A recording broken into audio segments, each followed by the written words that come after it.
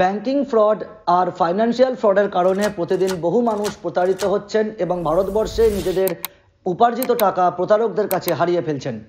RBI বা reserve bank of ইন্ডিয়ার Raju and the 40 thieves এই কমিক বুক অবলম্বনে আমাদের এই নতুন সিরিজ, যেখানে আমরা আপনাদেরকে আরবিআই দ্বারা প্রচারিত সমস্ত রকম বর্তমান ব্যাংকিং ফ্রড এবং ফাইন্যান্সিয়াল ফ্রড সম্পর্কে অবগত করব এবং সতর্ক করব। আজকের বিষয় সোশ্যাল মিডিয়াতে নকল সেজে প্রতারণা। বাবা, আমি আমার প্রথম বেতনে এটি আপনার জন্য কিনেছি। এটি একেবারে নতুন স্মার্টফোন। ধন্যবাদ বেটা, কিন্তু আমি এটি ব্যবহার করতে জানি না। আমি তোমাকে ইন্টারনেট অ্যাপ্লিকেশনের ব্যবহার করতে শিখিয়ে দেব। কিছুদিন পর রাজু সামাজিক যোগাযোগ মাধ্যম ব্যবহারে অভ্যস্ত হয়ে গেলেন। তিনি ছবি পোস্ট করা, পোস্টে লাইক দেওয়া, ফ্রেন্ড রিকোয়েস্ট পাঠানো এবং মেসেজ করা শুরু করলেন। একদিন রাজুর বন্ধু রামু তাকে সামাজিক যোগাযোগ মাধ্যমে মেসেজ করে 10,000 চাইল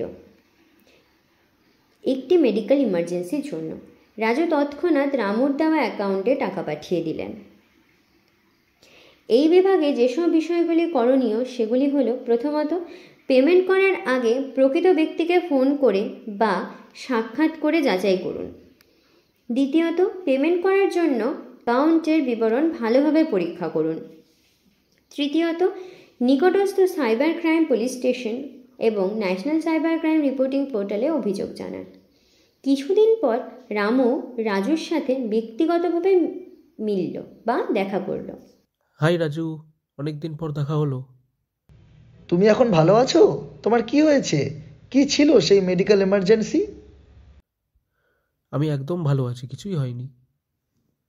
সামাজিক যোগাযোগ মাধ্যমে তোমার মেডিকেল এমার্জেন্সির জন্য অনুরোধে আমি 10,000 টাকা ট্রান্সফার করেছিলাম। কিন্তু আমি কখনো সাহায্যের জন্য অনুরোধ করিনি তো, আর আমি তোমার কাছ থেকে কোনো টাকাও পাইনি। এই বিভাগে যেসব বিষয়গুলি করণীয় নয় সেগুলি হলো, প্রথমত, আপনার ব্যক্তিগত তথ্য যেমন মোবাইল নম্বর, ইমেল আইডি এবং বন্ধু তালিকা সাধারণ মানুষের জন্য উন্মুক্ত করবেন না। দ্বিতীয়ত, যাদের আপনি কখনো বাস্তবে দেখেননি তাদের ফ্রেন্ড রিকোয়েস্ট, ফলো রিকোয়েস্ট কখনোই গ্রহণ করবেন না।